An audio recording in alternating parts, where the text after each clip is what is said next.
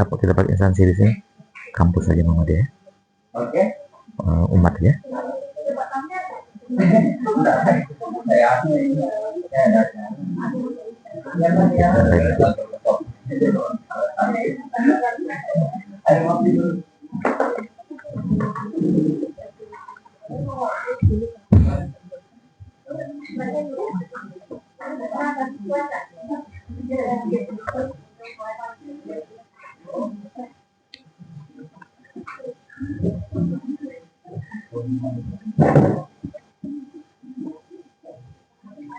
Baik, mungkin bisa kita mulai kedua.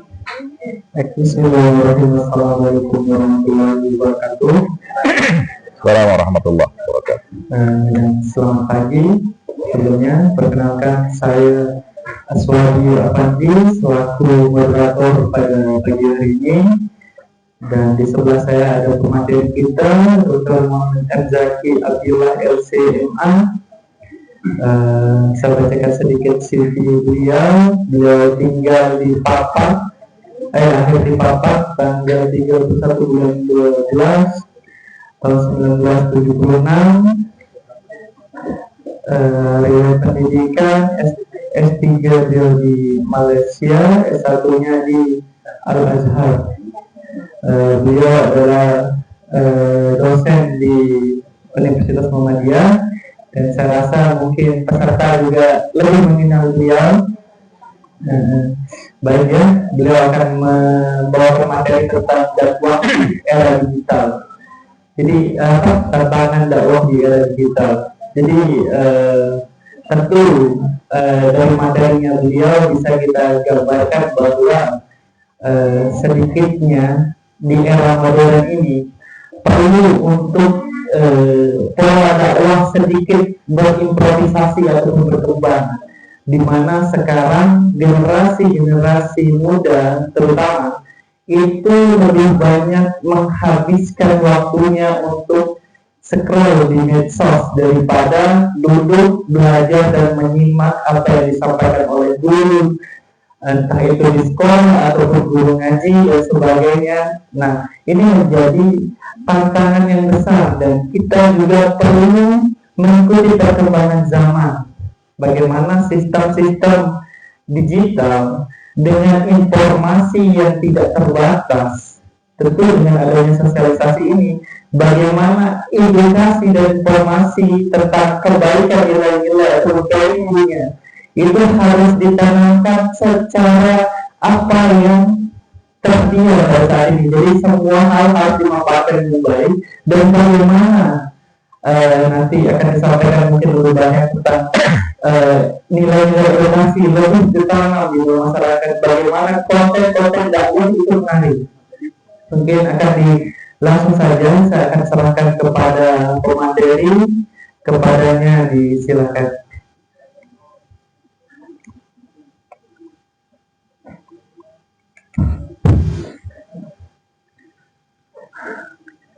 Bismillahirrahmanirrahim. Assalamualaikum warahmatullahi wabarakatuh. Waalaikumsalam warahmatullahi wabarakatuh. Selamat pagi, salam sejahtera untuk kita semua. Alhamdulillah, kita panjatkan puji dan syukur kehadirat Allah Subhanahu wa Ta'ala, Tuhan yang Maha Esa. Pagi ini kita bersama-sama bertemu, berkumpul dalam satu kegiatan yang mudah-mudahan insya Allah kegiatan ini sangat menarik, bermanfaat, tidak hanya untuk kita tapi juga untuk orang banyak. Ketika kegiatan ini bisa kita sebarkan ke banyak orang ya. Hari ini saya akan membahas tentang tantangan dakwah. Jadi dakwah di sini kita maknai juga dalam konteks yang lebih luas, termasuk penyuluhan itu adalah bagian dari dakwah sebenarnya. Saya kira dakwah ini juga adalah bahasa universal yang digunakan oleh semua kalangan, karena dakwah ini secara makna adalah kita menyeru kepada kebaikan, mencegah kepada kemungkaran. Maka saya kira setiap orang punya kewajiban untuk itu, mengajak orang untuk selalu berbuat baik, mengajak orang untuk meninggalkan keburukan. Nah, ini dakwah, sehingga semua agama juga punya konsep seperti itu, saya kira. Bahkan ini tadi saya katakan bahasa universal, artinya semua kita punya peran untuk berdakwah terhadap diri, keluarga, lingkungan, dan banyak orang. Nah, di era digital, ini yang saya kira ini juga kita sudah sangat paham. Era kita sekarang ini, kalau dulu kita mengenal istilah globalisasi, digital, sekarang digitalisasi. Ya, digitalisasi ini luar biasa, hanya dunia di ujung jari. Hari ini kita tidur saja kita sudah tahu kalau tadi malam terjadi banjir di Kota Mataram. Kita tidur-tiduran saja kita tahu Iran sudah mengirimkan rudalnya, Israel sudah mengirimkan rudalnya. Begitulah dahsyatnya digitalisasi. Nah, ya. Jadi kalau dulu dakwah kita termasuklah penyuluhan itu harus melalui mimbar atau kita datang ke tempat-tempat di mana kita akan melakukan penyuluhan. Dulu masih berbentuk konvensional. Ya, di tahun-tahun 90-an, kemudian di awal-awal tahun 2000 juga kita masih polanya konvensional. Tantangannya tidak seberat sekarang. Walaupun dulu salah tantangan terberatnya ketika dakwah atau penyuluhan yang dalam bentuk konvensional itu adalah materi. Kita susah mencari materi, materinya harus punya buku, ya. Referensi kita harus dalam bentuk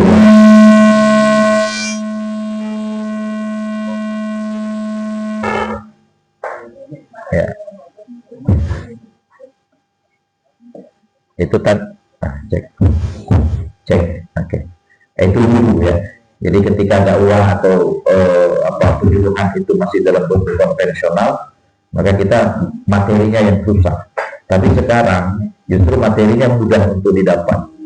Jadi kita kalau mau cari materi tinggal googling sudah dapat materinya. Tetapi tantangannya luar biasa. Nah, kalau dulu tidak ini. Jadi masing-masing setiap era ada tantangannya, ya, setiap zaman ada kebaikan dan dampak buruk, dampak baiknya. Maka inilah yang sedikit kita akan bahas pada pagi hari ini terkait dengan tantangan dakwah di era digital. Oke, next ya. Nah, ini mukadimah pendahuluan. Jadi teknologi, informasi dan komunikasi punya dampak besar di bidang dakwah, di bidang penyuluhan. Ada platform digital, saya kira hampir semua kita punya platform digital hari ini. Ada yang suka main media sosial, kita media Facebook, Instagram, kemudian apalagi WhatsApp ya.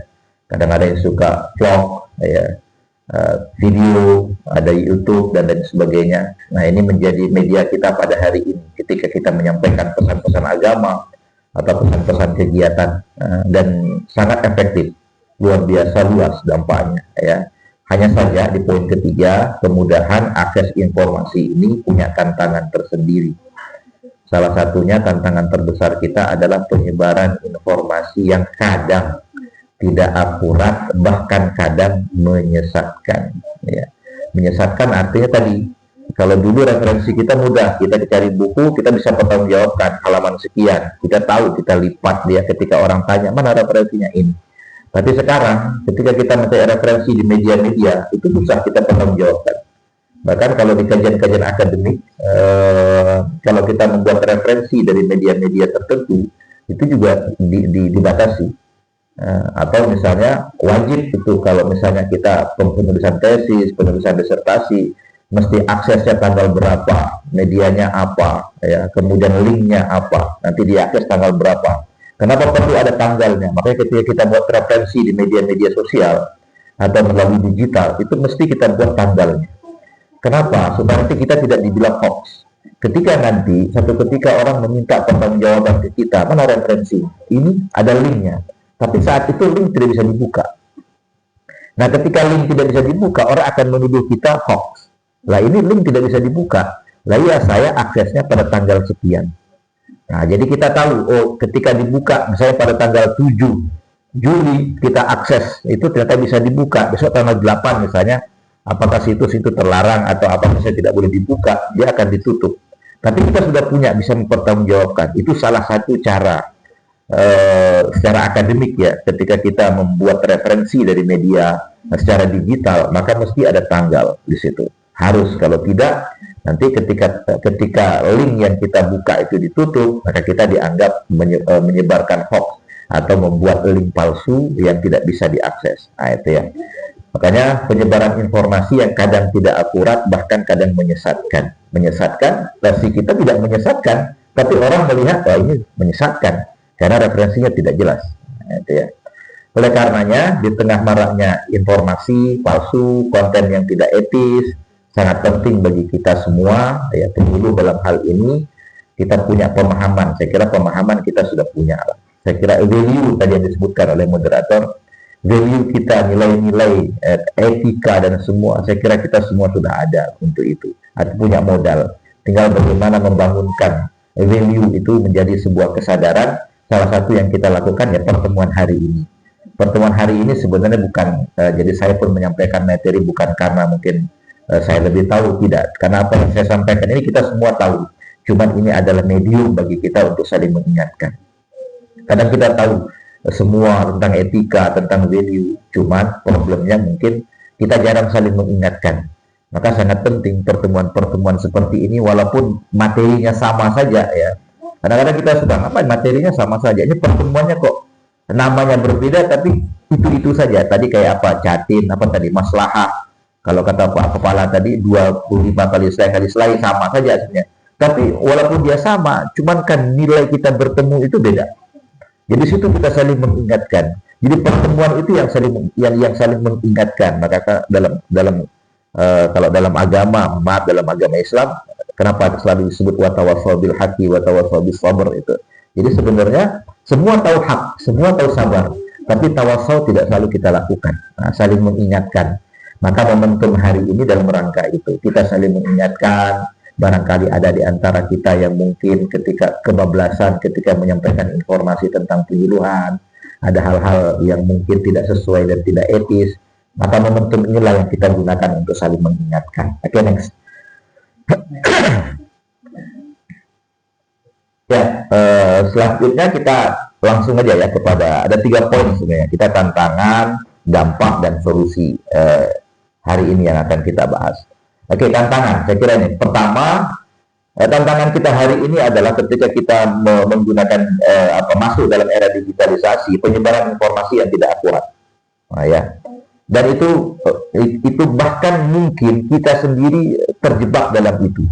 Seringkali kita menyebar informasi di media sosial melalui WA, informasi yang kadang-kadang dia tidak akurat. Tidak akurat artinya tanpa melalui proses verifikasi. Ya. Udah kita mensebar saja, ketika dia menarik, udah kita sebar. Nah, ya. Sama kayak misalnya, ini tidak mustahil misalnya, kayak kejadian tadi malam, banjir. Itu kadang-kadang ada orang manfaatkan, bukan memanfaatkan.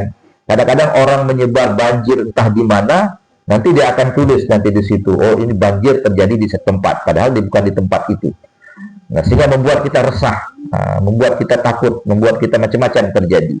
Kenapa? Karena tidak ada verifikasi. Nah, jadi penting untuk siapa yang bertanggung jawab? Yang bertanggung jawab itu adalah yang menyebarkan pertama kali. Itulah yang paling bertanggung jawab ketika informasi itu tersebar. Ya, kalau istilah kita, berapa banyak kesalahan yang kita lakukan ketika informasi salah itu tersebar di banyak orang. Nah, termasuk informasi-informasi dengan penyuluhan. Ya. Maka pertama, penyebaran informasi yang tidak akurat, tidak melalui proses verifikasi, atau dalam bahasa kita disebut tabayun. Tidak ada tabayunnya. Ya, bahkan kalau kita sebenarnya digitalisasi itu membuat kita malas sebenarnya, malas baca buku. Ya, sekarang kita nggak ada lagi kita cium aroma kertas buku itu sekarang itu. Kalau dulu kan buku itu harus menjadi teman kita, selalu ada di tangan, ya, dan buku itu lebih valid. Ya, bukan artinya ini tidak valid, cuma kita malas untuk melakukan validasi.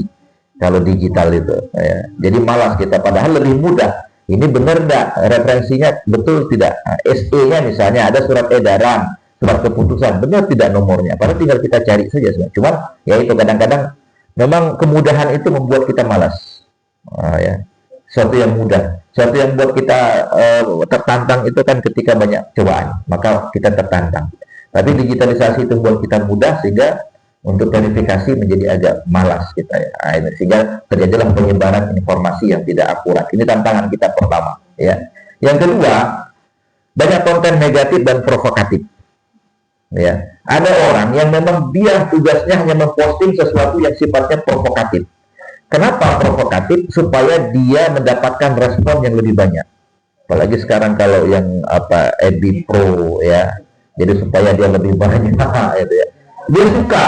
Bahkan mungkin sadar tidak sadar kita, kalau kita pagi malam misalnya kita menyebarkan konten yang kita berharap responnya besar ya, malam kita share, kemudian pagi-pagi itu pasti yang pertama kita buka adalah postingan kita tadi malam. Sudah berapa banyak yang respon, ya kan? Sudah berapa banyak yang like, berapa banyak yang itu, ada yang respon, ada yang ini, bahkan cerita sama istrinya, mah sudah banyak yang respon, ya. Sadar tidak sadar, kadang saya juga begitu. Ya. Jadi kenapa? Memang membuat kita candu, ya, membuat kita candu. Nah, yang bahayanya ketika yang kita share itu adalah konten negatif dan sifatnya provokatif. Ya. Maka itu semua orang akan melihat, semua orang akan membaca. Nah, nanti kita lihat apa dampaknya ketika isu-isu yang sifatnya provokatif dan negatif itu kita sebar. Nah, nanti di poin selanjutnya. Nah, yang ketiga, ini juga pengaruh algoritma media sosial. Nah, sekarang itu kan kalau kita lihat ada orang yang memang dia ikut algoritma media sosial itu kan apa yang tren hari ini. Jadi konten yang muncul di timeline kita misalnya hari ini, pasti kalau pagi ini terkait dengan banjir kan, selalu banjir. Nah, pagi ini, hari ini dalam satu pekan ke depan algoritmanya seperti itu. Sehingga nanti ada orang buat macam-macam meme lah, segala macam orang akan buat kaitan dengan banjir. Ada orang akan menyalahkan masyarakat, orang akan bicara tentang sampah, orang akan bicara menyalahkan pemerintah, orang akan bicara tentang sungai, nah itu karena algoritmanya memang sekarang ini adalah tentang itu. Nah, sehingga kita pun kadang-kadang ikut-ikutan membuat konten di belakang sungai, membuat konten sambil mancing, membuat konten macam-macam, karena memang algoritmanya seperti itu. Nah, itu juga mempengaruhi. Sehingga kadang-kadang orang yang biasa misalnya, ini yang membuat kadang-kadang orang kehilangan konsistensi, istiqomah misalnya. Dia misalnya, dia tidak biasa membuat konten-konten yang itu. Tapi karena di timeline-nya dia muncul seperti itu, mau tidak mau dia ikut. Ya bahasa kita tren lah. Nah, jadi mengikuti tren. Apa yang berkembang pada saat ini?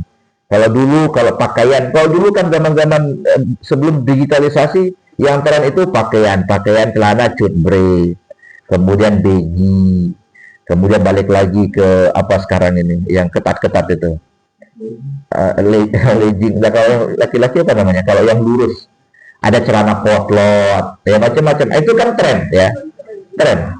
Ya, kalau dulu cutbre itu celana bawahnya besar. Kemudian kalau baggy itu berubah, celananya itu kita masukkan pakai plastik, kantong plastik kita masukkan ke dalam kaki, baru dia bisa masuk karena saking kecilnya kaki celana, ukuran 14 cm. Nah, seperti itu ya dulu, sebelum era digitalisasi. Tapi sekarang orang sudah tidak peduli tentang pakaian. Sekarang jarang orang tren pakaian, sudah enggak ini tren. Cuman yang ada tuh tren belanja, Shopee, tren belanjanya di mana, sekarang COD, cash on delivery dan seterusnya. Tren itu yang muncul sekarang. Jadi orang tidak peduli mau pakaiannya seperti apa, sudah nggak lagi tren. Mau pakaian ada yang pakai cutbri, orang nggak pandang itu. Tapi dia trennya itu berkembang di media sosial atau di media. Nah, inilah dampak digitalisasi itu. Nah, tantangan kita seperti itu. Jadi menantang kita, konsistensi kita dalam terpengaruh nggak kita terkait dengan algoritma media sosial itu, kira-kira mempengaruhi konsistensi kita dalam menyuruh atau tidak, atau jangan-jangan kita terlarut dalam algoritma itu. Nah, itu ya. Nah, yang keempat, ini misinterpretasi tentang ini khusus terkait dengan ajaran agama. Ya, sehingga apa yang menyebabkan terjadi misinterpretasi ini? Salah satunya misalnya kadang-kadang orang men-share konten yang kadang-kadang dia tidak paham konteksnya. Ya, misalnya ada orang bicara, dia dakwah atau dia menyampaikan penyuluhan, ya. Tapi konteks dia berbicara adalah di tengah-tengah orang yang hadir pada saat itu. Tapi ketika orang lain membaca, menonton dalam konteks yang berbeda atau secara teks, itu bisa misinterpretasi. Nah, ini yang kita berhati-hati. Apa yang muncul dari ayat tuduhan? Oh, si ini menyebarkan begini. Oh, si ini menyebarkan agama. Oh, si ini melakukan provokasi dan sebagainya. Kenapa? Karena orang yang menerima informasi itu tidak mengerti konteks dari apa yang disampaikan oleh orang yang membuat konten. Nah, itu ya. Jadi ini tantangan kita. Jadi tantangan yang pertama itu kerap kali penyebaran informasi yang tidak akurat, bagaimana kita menyikapinya, apakah kita potong atau kita ikut menyebarkan. Yang kedua, konten negatif dan provokatif. Apakah kita menjadi bagian dari itu atau kita menjadi orang yang menghentikan itu. Pengaruh algoritma, kita terpengaruh atau tidak. Lalu yang keempat, ada misinterpretasi ajaran agama. Jangan sekali-kali kita men-share sesuatu yang kita tidak paham konteksnya. Nah, itu tantangan, saya kira banyak sekali lah tantangan-tantangan yang lain. Next. Oke. Nah, ini dampak dari digitalisasi, ya. Pertama, jangkauan audiens. Audiens itu ya kalau bahasa dakwahnya mad'u kita luas. Kalau dulu kalau kita ceramah misalnya, ya siapa yang hadir dialah yang mendengarkan, dialah audiens kita. Ya. Sekarang tidak perlu ada audiens di depan, cukup kita berdiri di depan kamera, lalu kita bicara, sampaikan materi-materi penyuluhan, atau kita berdakwah, lalu kemudian kita share. Nah, bahkan sekarang ada orang dia punya tim sendiri, ya, untuk media sosialnya. Ya, nanti mereka yang akan edit dan lain sebagainya, lalu kemudian disebarkan. Nah, ya, ada yang kedua, memperkuat komunitas. Ya. Jadi perkuat komunitas ini juga itu dampak ya sama lah, karena jaringan kita luas, terbentuklah komunitas. Misalnya kalau kita lihat masing-masing ada komunitasnya sekarang. Misalnya kayak Ustadz Abdul Somad misalnya. Sekarang itu tersebar di seluruh Indonesia, itu ada namanya Sahabat UAS misalnya. Jadi terbentuk komunitasnya. Misalnya Ustadz Adi Hidayat juga punya komunitas tersendiri. Nah, kita juga mungkin bisa begitu. Nah, kita ini kadang-kadang terjebak di situ juga. Kita ini masuk komunitas siapa? Atau artis-artis misalnya, artis Korea. Oh, nanti dia akan buat satu grup nanti fans artis siapa gitu Korea. Dengan sendirinya digitalisasi itu membentuk komunitas yang lebih luas, dan sadar tidak sadar kadang kita bagian dari komunitas itu. Nah, coba kita cek, jadi saya ini komunitas apa? Ya, pecinta siapa? Nah, apakah saya ini pecinta salah satu konten kreator? Nah, pasti itu ketika ada konten kreator maka dia ada audiens, ketika ada audiens maka dengan sendirinya terbentuklah komunitas dari konten kreator itu sendiri. Kita juga bisa menciptakan itu. Misalnya Bapak Ibu, siapa penyuluh yang paling terkenal misalnya, caranya, gaya menyampaikannya menarik, maka audiensnya akan menjadi banyak. Lalu kemudian maka terbentuklah komunitasnya. Oh, komunitas penyuluh si ini, ya, orang akan suka, dia akan like-nya semakin banyak. Nah, gitu ya. Tetapi di poin ketiga, dampaknya juga risiko tadi ya, misinterpretasi, dan yang keempat polarisasi. Nah, ini. Jadi polarisasi ini tidak bisa kita hindari. Ketika kita menyampaikan satu konten yang sifatnya entah itu negatif, kontroversial, maka pasti ada yang pro, pasti ada yang kontra. Ketika ada pro kontra, maka lahirlah polarisasi. Ya, ada yang suka, ada yang tidak suka. Misalnya tadi sempat disebutkan terkait dengan ijazah, misalnya ijazah presiden kita Pak Jokowi misalnya. Pasti ada yang pro, pasti ada yang kontra. Kebijakan makan gizi gratis, apa makan bergizi gratis, MBG ya, itu pasti ada yang pro dan kontra. Kenapa? Karena itu sudah tersebar, seluruh Indonesia sudah disebarkan. Nah, lalu kemudian pasti ada yang berkomentar macam-macam. Nah, maka terbentuklah polarisasi. Ini yang pro, ini yang kontra. dan itu pasti. Yang bahayanya ketika polarisasi itu membuat terjadinya keributan ataupun sengketa, permusuhan di kalangan dua kelompok yang terjadi polarisasi di situ. Nah, ini yang dampak buruknya. Nah, tapi kalau polarisasi itu sebenarnya tidak bisa kita elakkan, pasti terjadi. Nah, jadi ini jangkauan audiens yang luas, ini positifnya di situ. Ini kalau yang FB Pro ya, yang semakin luas jangkauannya, semakin banyak pengikutnya, semakin banyak yang merespon, semakin banyak yang komentar dan like, makin semakin banyaklah cuannya. Nah, ya. Tapi semakin sedikit, ya nggak tahu siapa yang biasa. Nanti kita ini kan ada konten kreator yang kita mau tanya seperti apa caranya supaya kita punya audiens banyak, komunitas banyak itu ya. Nah, kalau kita punya punya akun media sosial yang bagus itu. Baik, jadi itu ya polarisasi. Baik, 4 dari sekian banyak. Nah, saya cuma rangkum 4 aja lah, banyak sebenarnya. Next. Oke, terakhir. Terakhir.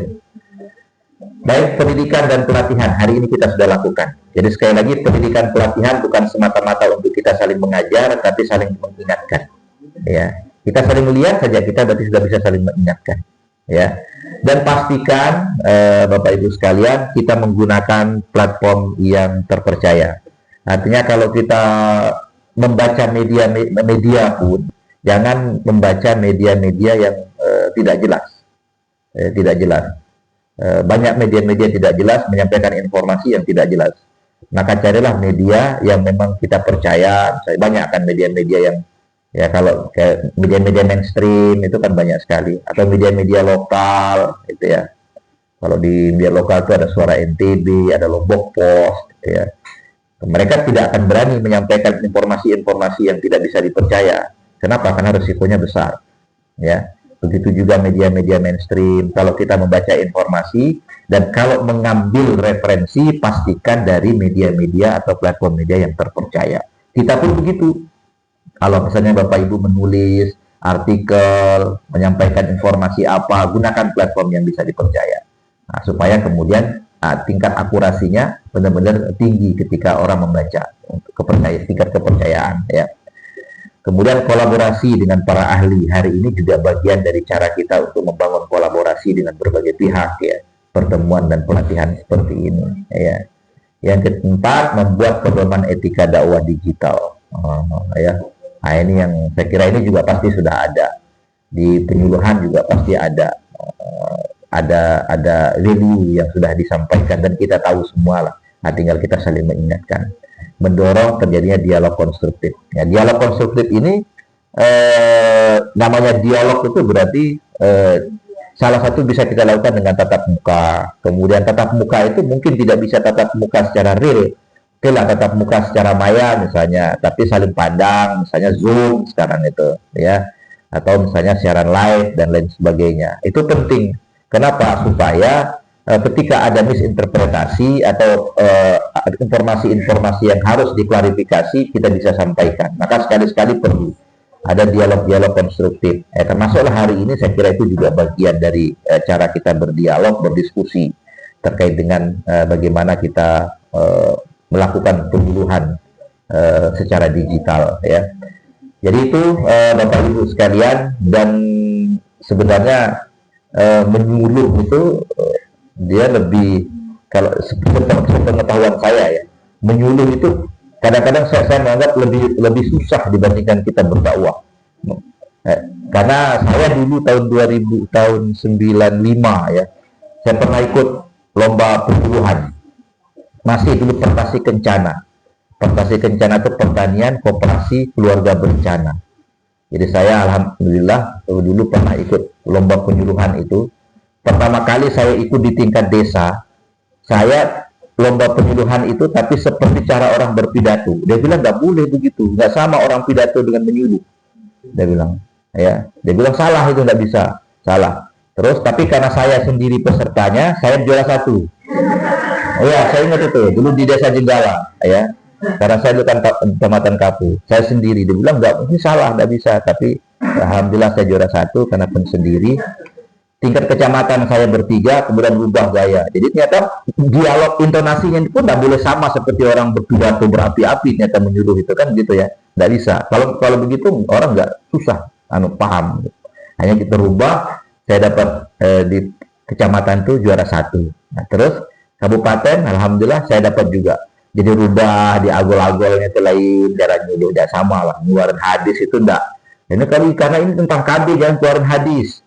Ini karena dulu karena materinya sangat umum waktu itu. Jadi kemudian sampailah qadarullah saya sampai tingkat nasional itu di Klaten. Nah, tapi di situ gagal juga. Ternyata banyak sekali orang-orang yang menyuruh. Jadi saya paham. Oh, ternyata menyuruh itu lebih rumit secara teknisnya dibanding. Jadi orang kalau terbiasa ceramah belum tentu dia bisa menyuruh. Ya. Kenapa? Karena terpengaruh dengan dia dialek, kemudian intonasi itu sangat mempengaruhi ketika kita menyampaikan mekanisme bagaimana cara menarik orang pertama kali. Karena kalau kita ceramah mungkin bisa orang tidur, tapi menyuruh kita membuat orang menjadi paham. Dia mesti paham, ya. Apalagi misalnya tentang kawin pernikahan usia dini. Bagaimana kita menjelaskan pada orang terkait pernikahan usia dini itu tidak boleh. Perspektif agama, seperti apa pernikahan usia dini itu, boleh atau tidak? Nah, itu kan membutuhkan penjelasan dengan materi yang mendalam, kemudian dengan referensi yang komprehensif. Nah, jadi saya mengambil kesimpulan tugas Bapak Ibu sekalian ternyata memang rumit kita jadi penyuluh itu sebenarnya. Karena ketika kita menyuluh orang harus paham. Jadi wajib paham, bukan sekedar harus paham. Dia wajib paham. Karena kalau dia tidak paham maka gagallah kita sebagai penyuluh. Nah, itu ya.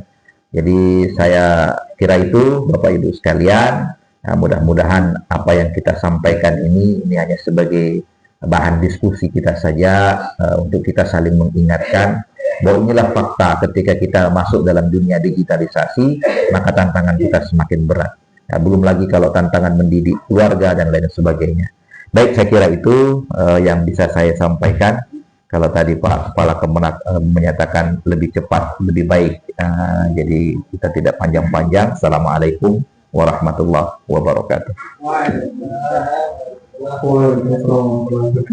Baik, mungkin langsung saja ya untuk para audiens, silahkan untuk bertanya supaya kita tidak mengalami hal yang tadi disampaikan, misinterpretasi. Jangan sampai interpretasi kita berbeda padahal kita punya tujuan yang sama gitu. Mungkin ada pertanyaan, saya persilahkan. Clear sudah.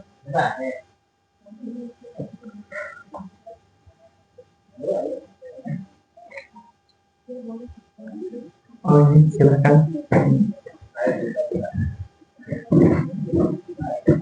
Oke, Bu Yansi.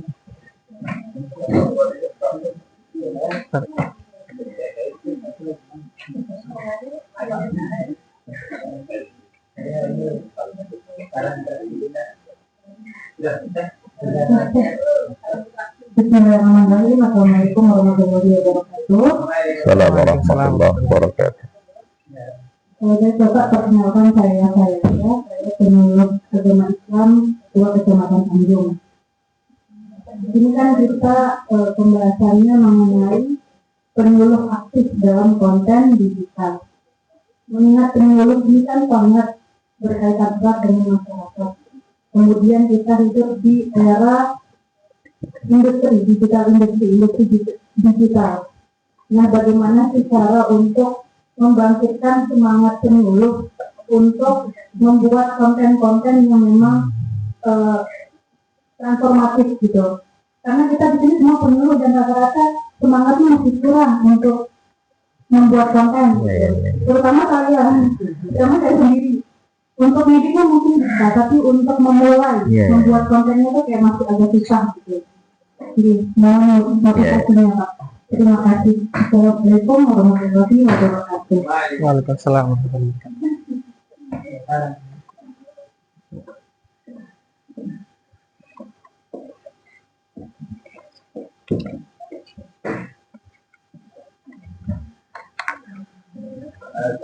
Oke, terima kasih. Begini, tadi saya sempat ada terkait dengan apa yang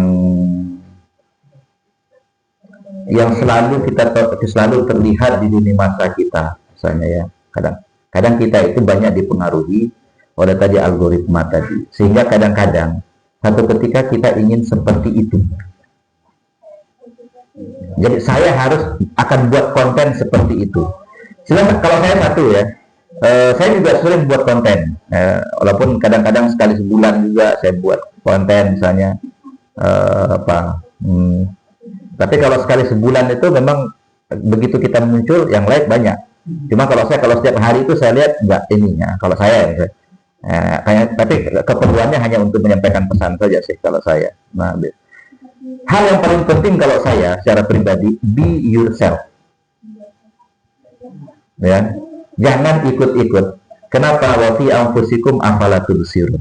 Karena setiap orang itu punya kemampuan potensi untuk menjadi konten kreator. Hanya saja kadang-kadang kita tidak tahu potensi apa yang ada pada diri kita. Itu problem kita. Problem kita adalah kadang kita tidak tahu kehebatan saya apa. Ya. Padahal kita nggak usah jadi orang. Jangan kita ikut si ini, dia buat ini, kita ikut. Oh, si ada konten kreator, dia buat di pinggir pantai, dia trennya itu. Karena setiap orang itu punya passion sebenarnya. Kita itu punya, cuman bisa nggak? Nah, gimana caranya? Coba tanya teman, saya ini cocoknya gimana sih?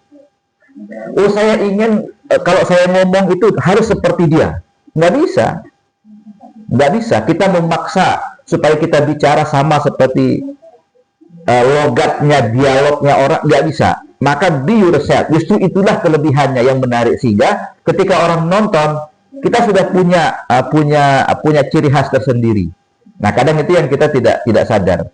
Padahal pada diri kita itu potensi untuk menjadi konten kreator itu semua ada. Apa sih kelebihan kita misalnya? Misalnya masak misalnya. Boleh nggak kita menyampaikan pesan-pesan penyuluhan sambil masak? Kenapa tidak misalnya? Ya. Jadi apa yang menjadi kesukaan kita, menjadi habit dan kebiasaan, jadikan itu sebagai konten, tapi sisipkan dia pesan-pesan penyuluhan di dalam habit kita. Nah, itu misalnya, walaupun kita hanya sekedar duduk-duduk saja. Intinya itu, be yourself, jangan jadi orang lain. Jangan memaksakan diri sama seperti konten-konten kreator yang sukses, karena kita tidak akan bisa. Kalau kita copycatting itu, memang kita tidak ada yang tidak copycatting, tapi copycatting yang wajar lah. Jangan sampai pakaiannya sama. Sekarang apa yang ngetrend di anak-anak itu? Sahur-sahur, dum-dum-dum, dam-dam apa itu? Yang anak-anak itu suka nyanyi-nyanyi itu. Coba bayangkan kalau kita buat kayak begitu, diketawain orang, jadi lucu, ya, jadi aneh gitu, ya. Itu kan saya juga lihat anak saya dan nonton, itu aja yang muncul di kalau di anak-anak itu kan. Sekarang itu yang muncul, saya pun bingung apa itu, bahasa Itali lah segala macam. Tapi kita nggak usah. Kenapa kita tidak bisa menciptakan sesuatu yang baru? Padahal kita punya potensi untuk itu. Kalau saya sih itu aja. Be yourself, jadilah diri sendiri. Sampaikan pesan-pesan penyuluhan itu dengan cara kita masing-masing. Karena misalnya ada berapa orang, 17, 27 kita penyuluh ini, pasti punya cara masing-masing untuk menyampaikan. Ada orang yang dia duduk, ngomongnya lambat, pelan. Tapi justru itu daya tariknya. Ya, kadang dia ngomong itu logat daerahnya kental. Tapi itulah yang menarik pada diri dia. Ya, jangan kita kemudian karena logat daerah kita kental, kita merubah jadi logat Jawa, logat Jakarta. Nggak bisa, malah jadi aneh. Gitu. Ya sudah, bawa diri kita dalam dunia itu, jangan menjadi orang lain. Kayak kan sama kayak apa namanya, kalau dia terlihat seperti bagus gambarnya, apa? Kalau nggak kelihatan jerawatnya, kalau dia pakai filter itu ya. Jangan kita pakai filter, maksud saya itu kan bahasa filosofi sebenarnya. Jadi kita nggak usah lah wajah kita di filter, cara kita ngomong kita filter, padahal aslinya kita nggak begitu gitu. Gitu ya. Nah, jadi kalau saya ya itu aja, be yourself, jadilah diri sendiri, karena pada diri kita itu ada potensi yang luar biasa. Maka insya Allah kita akan jadi konten kreator yang hebat. Ya. Akan bisa menghasilkan dengan menyuluh itu, dengan cara buatlah penyuluhan ini menjadi sesuatu yang menarik, yang asik, yang menyenangkan, enak ditonton orang mudah dengan paham. Ya kita pun melaksanakan tidak berat karena kita tidak meniru orang lain. Nah, Allahu a'lam. Oke. Baik, ya. Sudah. Silakan.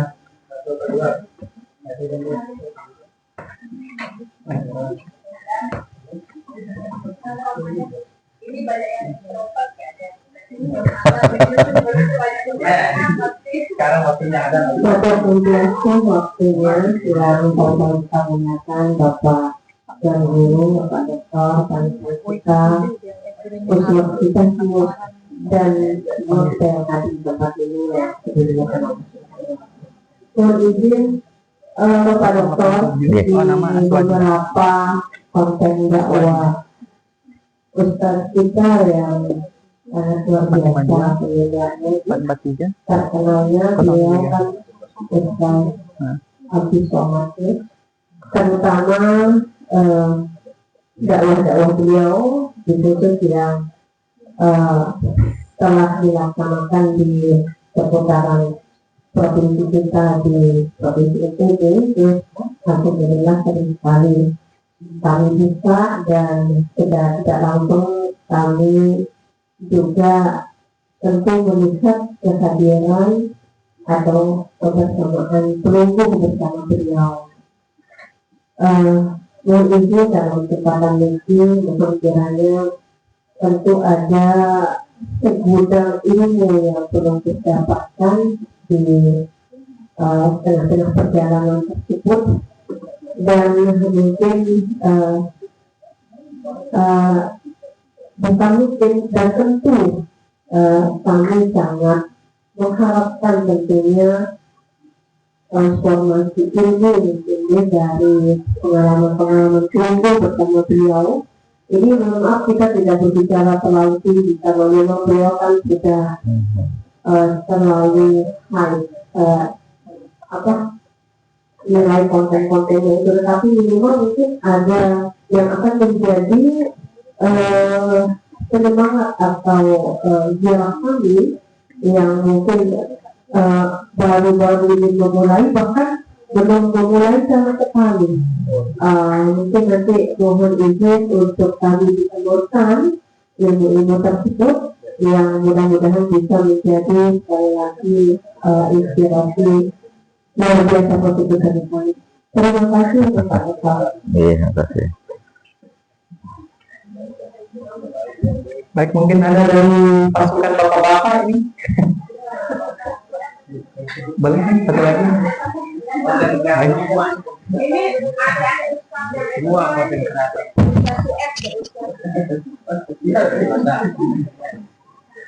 Terima kasih atas kesempatan yang diberikan.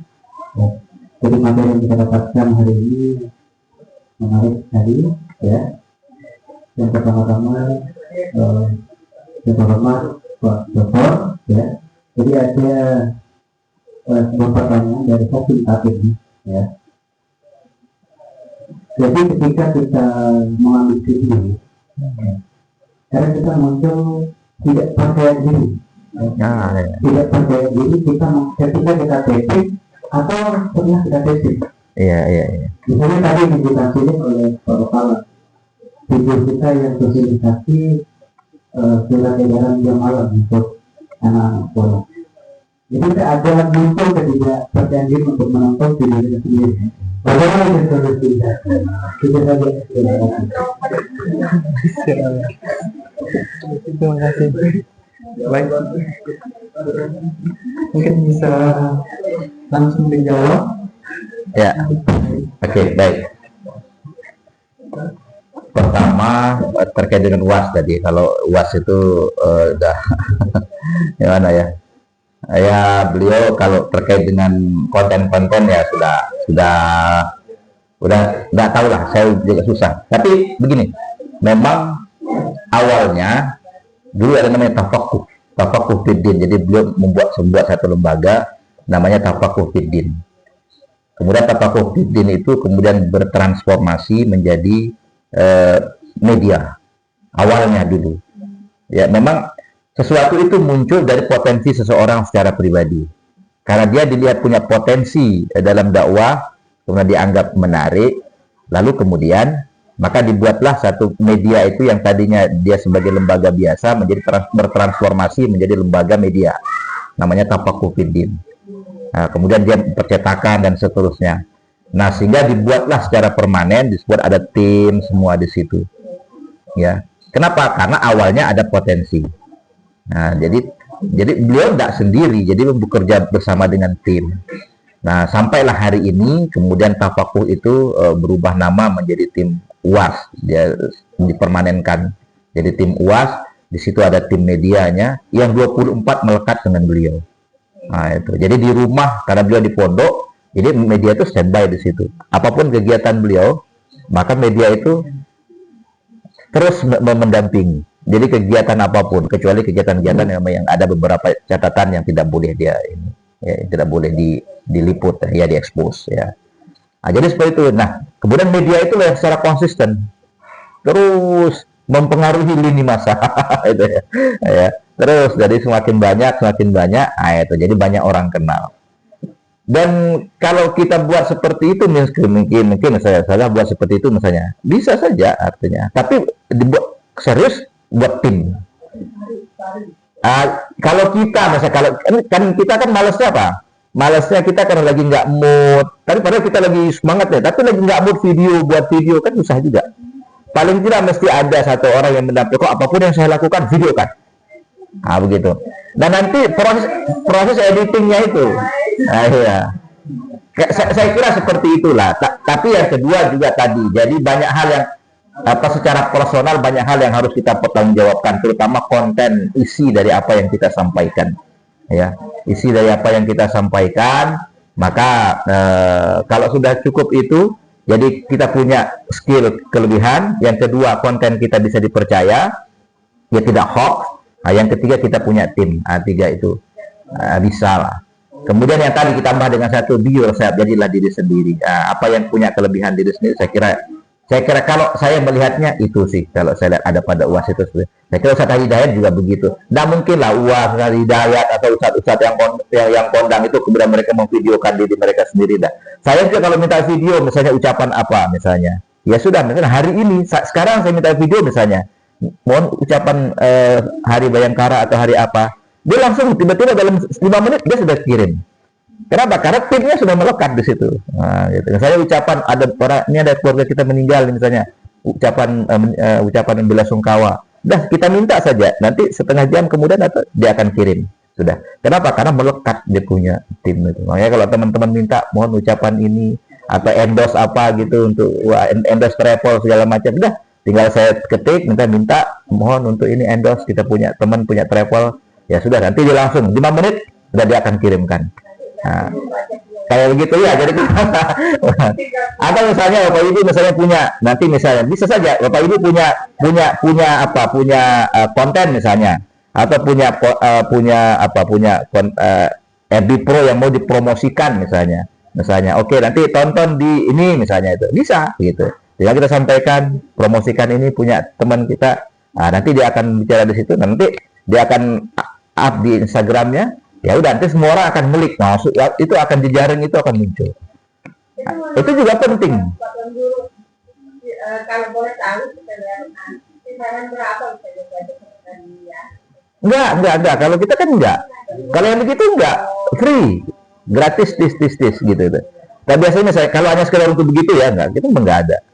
Sama kayak ceramah-ceramah itu juga ya enggak ada gitu. Nah itu ya. Jadi gitu. Jadi misalnya nanti ada punya makanan, punya apa misalnya, minta dia, kayak, tapi mana saya nggak ada, kita nggak ada free itu, nggak ada bayar, karena membantu panjang itu, membantu untuk umat, untuk orang banyak, ya sudah. Misalnya nanti teman-teman punya, nanti tinggal hubungi saya aja, minta tolong, saya punya produk ini, minta UAS untuk endorse misalnya, kita buatkan gitu. Kan banyak tuh kopi apa gitu, kopi sehat, kopi kuat, kopi macam itu ya, kopi ya kayak begitu. Jadi dia nggak ada gitu. Itu ya. Tadi kemudian yang kedua tidak percaya diri. sebenarnya sadar tidak sadar itulah anugerah Tuhan yang paling hebat dalam. Kenapa? Kalau kita percaya diri, kita akan sombong. Tuh lihat saya keren, gitu ya. Tapi justru membuat kita menjadi penasaran. Oh, saya akan buat lebih bagus dari ini. Kenapa? Karena rasa percaya diri itu muncul. Nah, saya kira itulah. Dan itu membuat kita, saya akan buat lebih bagus dari ini. Lebih bagus. Kadang-kadang saya kira banyak orang pasti begitu. Semua orang begitu. Kayak tadi saya lihat misalnya, tadi Mbak juga nunduk ketika melihat videonya sendiri kan ditayangkan kan. Ya kan, kenapa? Itu salah satu. Tapi kita punya semangat. Nah, besok saya mesti buat lebih bagus dari itu. Dan nanti kita kadang dicermin, kadang kita ngomong sendiri, ya. Atau nanti kita buat video hapus. Kan sering kali itu, video hapus. Sebenarnya yang begitu itu. Makanya itu kenapa jangan kita yang edit. Kalau kita yang edit, memang nggak akan jadi-jadi. Ya, tapi biarkan editor khusus untuk mengeditnya. Terserah apapun jadinya. Kalau dia akan mengedit kan dia nggak pikir mau bagus atau tidak. Yang penting dia, wah ini menarik. Maka kalau mau mengedit, jangan kita yang edit, karena kalau kita yang edit, pasti kita tidak percaya diri dan kita akan hapus, ambil lagi, take lagi, delete lagi, take lagi, delete lagi, sampai kapan rasa itu akan hilang? Nggak akan hilang-hilang. Gitu. Batal posting, ujung-ujung nggak jadi posting. Nah, tapi itu anugerah, saya kira itu anugerah yang memang Tuhan berikan pada kita. Rasa tidak percaya diri itu memang anugerah sebenarnya. Kita syukur ada rasa tidak percaya diri, sehingga ke depan kita akan buat konten yang lebih baik dari itu. Nah, saya kira itu itu Bapak Ibu rekan-rekan sekalian, saya kira cukup ya. Nah, nanti ada materi selanjutnya ya. Itu sekian. Baik ya, saya rasa sudah cukup jelas ya, oke, Bapak-bapak dan Ibu. Jadi intinya adalah tadi yang seperti poin utamanya, menjadi diri sendiri, be yourself. Jadi seperti kata pepatah itu, jangan menilai ikan dari caranya mengajak ekor gitu. Iya. Tapi ikan itu potensinya adalah berenang. Jadi kita semua punya potensi masing-masing yang tentunya berbeda dengan orang lain. Betul. Nah, maka dari itu mari kita tingkatkan kapasitas yang ada dalam diri. Jadi itu yang dikembangkan seperti disampaikan Bung Ade tadi. Kalau kita punya ciri khasnya Sasak, ciri khasnya KLU, ciri khasnya manapun, nah itu yang ditonjolkan dan dikemas lebih baik mungkin, sebaik-baiknya, diimprovisasi menjadi lebih baik lagi. Jangan sampai kita ketinggalan dengan perkembangan zaman di era 5.0 katanya sekarang itu, revolusi industri. Jadi jangan sampai kita masih terjebak dalam pemikiran-pemikiran yang bisa dibilang primitif atau tradisional. Mari kita berkembang sesuai dengan perkembangan zaman. Mungkin ada closing statement atau sudah cukup? Cukup. Oke, saya rasa sudah cukup, dan harapannya audiens Anda yang kurang dimengerti informasi malu-malu mungkin bisa ditanyakan langsung kepada beliau kapan saja, dan beliau karena siap mensupport dan membantu. Jadi sekian dari pemateri dan saya selaku moderator. Bila bisa berdoa, Assalamualaikum warahmatullahi wabarakatuh. Waalaikumsalam.